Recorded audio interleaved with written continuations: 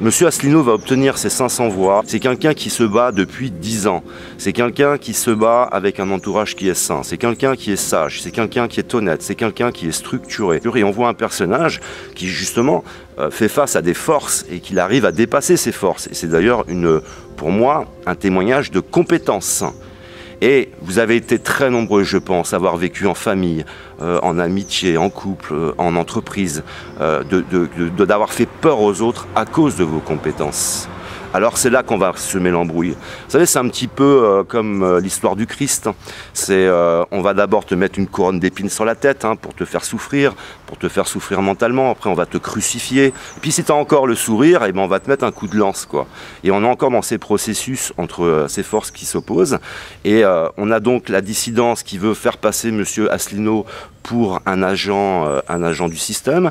On a le système qui veut faire passer M. Asselineau pour un agent de la dissidence ou du complotisme.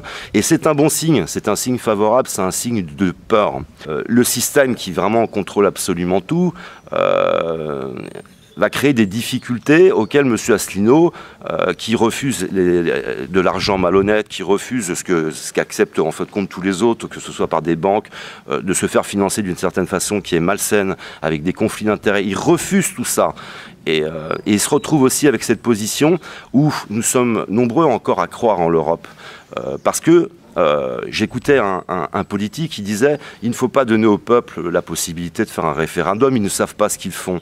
Nous ne savons pas ce que nous faisons parce que vous ne nous donnez pas les informations. On est capable de raisonner. » Et en fin de compte, tout ce qui est ultra négatif et caché par le pouvoir actuel, qui est un pouvoir qui résonne d'une seule façon, c'est un très grand égrégore qui résonne autour de la mondialisation, qui veulent protéger ce système. Et derrière, on a tous les plus grands spécialistes reconnus qui écrivent des livres, qui militent et qui nous disent l'Europe est extrêmement négative et on va aller s'effondrer, on va vers un ravin ou vers un mur.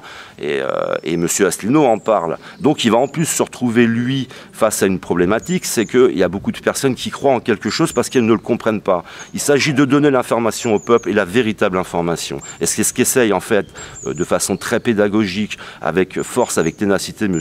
Asselineau, c'est de faire à chaque fois des déplacements partout en France, faire des conférences, expliquer. Et on voit que les personnes, une fois que tu leur expliques, ils se disent en effet, il a raison. Alors, il fait très peur. Ils essayent là, de nous embrouiller l'esprit avec les programmes, ils ne les respectent pas. Alors j'ai envie de dire, si tu effaces le programme, si tu effaces les projets, si par exemple tu prends ce que dit la dissidence, M. Asselineau a fréquenté un tel et un tel. J'ai fréquenté les gens du voyage, j'ai fréquenté le grand banditisme, j'ai fréquenté les jeunes de quartier, j'ai fréquenté les gens riches, j'ai fréquenté les politiques, j'ai fréquenté énormément de monde dans ma vie. Je ne suis ni un politique, ni un gars du voyage, ni un gars de quartier, ni un gars du grand banditisme. Ça ne fait pas de moi ce que les gens voudraient, par exemple, vouloir bien dire. Il a eu un parcours et en plus il l'assume très bien. Et on essaye là de nous embrouiller le cerveau. Alors moi j'ai envie d'effacer tout ça.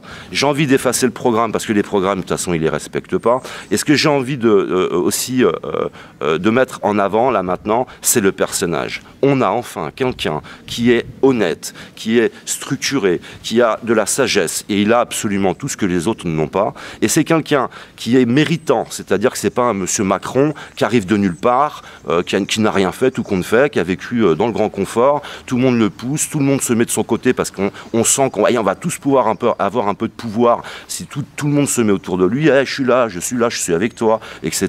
Tu as la dissidence qui est là, qui dit à Marine Le Pen, je suis là, je te critique, mais c'est pour ton bien, c'est pour ton bien que je te critique. Et on est en train de nous embrouiller le cerveau. Et si tu es structuré, tu structureras ton gouvernement. Si les décisions que tu voulais prendre au départ, elles ne sont pas bonnes, comme tu es structuré, tu reviendras sur tes décisions. Si tu es honnête, si tu aimes la France, si tu aimes le peuple, si tu aimes les autres, alors tu feras aussi fonction du peuple, tu feras des référendums, tu feras toutes ces choses-là. Et je pense que ce personnage représente ça. Et c'est là-dessus que je voudrais orienter l'attention. Vous êtes nombreux à avoir des milliers de vues, vous êtes nombreux à avoir des blogs, à être dans l'information. Alors utilisez votre pouvoir de communication aujourd'hui pour briser, pour comment dire, atomiser, pour anéantir cette matrice qui va vouloir empêcher, en fin de compte, les véritables informations sur l'Europe de passer, puisqu'il les véhicule. On peut, mais il s'agirait que vous qui avez des moyens de communication, vous les utilisiez autour de M. Asselineau pour utiliser M. Asselineau comme un char d'assaut, parce que c'est un char d'assaut,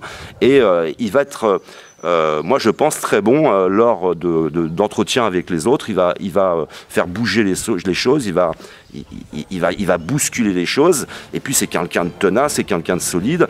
Et je le répète, Monsieur Asselineau a obtenu ses voix parce que je connais le phénomène, je connais le mécanisme, je l'ai vécu personnellement, je l'ai vu autour de moi. Il y a des gens dans la vie qui sont très tenaces et quand ils ont un problème, ils sont capables d'y répondre. Et donc le fait que Monsieur Asselineau a eu des voix, c'est parce que c'est un homme qui est tenace, c'est un homme qui sait s'entourer et il a mérité ses voix. Il n'y a pas de magie. Et c'est comme ça qu'a obtenu ses voix en fait Monsieur Asselineau. C'est en allant sur le terrain et on essaye de nous faire croire que c'est le système qui lui a donné des voix. On lui retire encore son mérite, on lui vole son mérite. Et moi je dis que ça mérite qu'on se mette tous derrière lui. Voilà. Je vous remercie de m'avoir écouté et je vous aime. Que l'amour soit avec vous et à une prochaine vidéo.